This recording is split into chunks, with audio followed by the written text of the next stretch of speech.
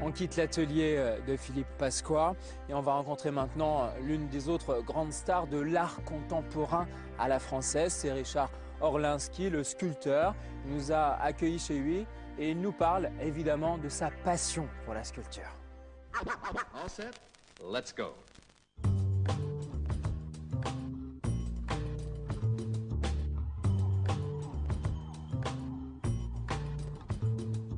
Si le nom de Richard Orlinski ne vous dit peut-être rien de prime abord, ses créations, elles, vous rappelleront certainement quelque chose.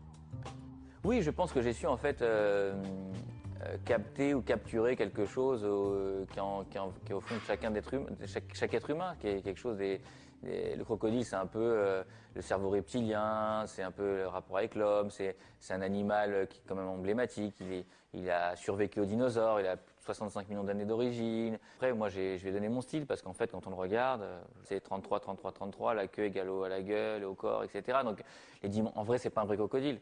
Mais dans l'inconscient collectif, il y a quand même cette bête qui est présente, ça c'est sûr.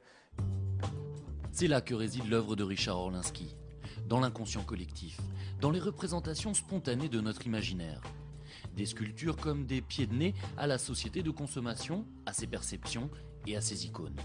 Un gorille par exemple qui peut tout aussi bien vous renvoyer à King Kong ou faire remonter le souvenir ému d'un vieux jeu vidéo.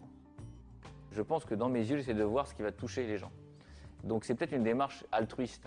Alors il y en a qui vont dire qu'elle est opportuniste, moi je vais dire qu'elle est altruiste, parce qu'effectivement je pense qu'avec mon regard, sans le faire exprès, j'arrive à capter ce qui, je suis pas un capteur de tendance, mais ce qui va plaire ou ce qui va pouvoir créer une émotion chez les gens. Et ça c'est international, ça n'a pas de frontières. Depuis près de 10 ans, Richard Orlinski s'est imposé dans le monde de l'art contemporain, avec une grosse influence pop art et un credo unique, Born Wild. Car ses créations renvoient l'homme aux instincts primaires que la civilisation lui a fait abandonner. Et pour décliner cela, des matériaux très divers, à commencer par la résine et l'aluminium entre autres. Le processus de création, il est permanent en fait. Je suis tout le temps en train de réfléchir, tout le temps en train de penser. Ça peut venir la nuit, ça peut être mûri. Par exemple, une sculpture comme le jean, c'est quelque chose que j'avais depuis très longtemps en tête. Et puis à un moment, bon, j'y allais, il faut que je le fasse et je l'ai fait. Donc dans les tiroirs comme ça, ou dans ma tête, ou dans les dessins, dans les croquis, j'ai comme ça moult choses. Et puis j'essaye aussi de créer beaucoup créer. C'est-à-dire que je peux créer 2, 3 œuvres chaque mois. Moi, j'ai une passion pour la matière. Aujourd'hui, je suis en train de développer plein de nouvelles pièces avec des matériaux comme le cristal de roche, le bois pétrifié, qui est un bois fossilisé qui a plus de millions d'années, etc. Toutes ces matières que je découvre, qui sont sublimes. Et on arrive à faire des choses avec les transparences. Et de voir cette transparence dans le cristal, ça m'a donné plein d'idées pour moi essayer de le faire dans le cristal de roche, dans le cristal naturel, etc. Alors, évidemment, il faut avoir les collectionneurs pour parce que c'est des choses qui sont très très onéreuses, mais c'est super intéressant, c'est magnifique, quoi. On arrive à avoir des trucs incroyables. Mais si Richard Orlinski est l'un des artistes contemporains les plus en vogue, ses œuvres restent étonnamment accessibles.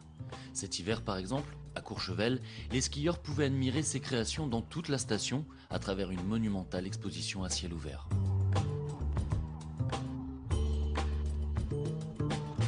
Moi, j'attache beaucoup d'importance à l'accès et à l'accessibilité.